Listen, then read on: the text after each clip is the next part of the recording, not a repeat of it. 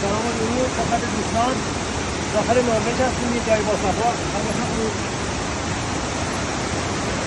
اینجا یکی از این کوهپایه، یکی از این کوههای صبر فلک کشیده نروژ. معمولا از بالای کوه می‌بینی یه خط سفیدی جاری شده اومده پایین.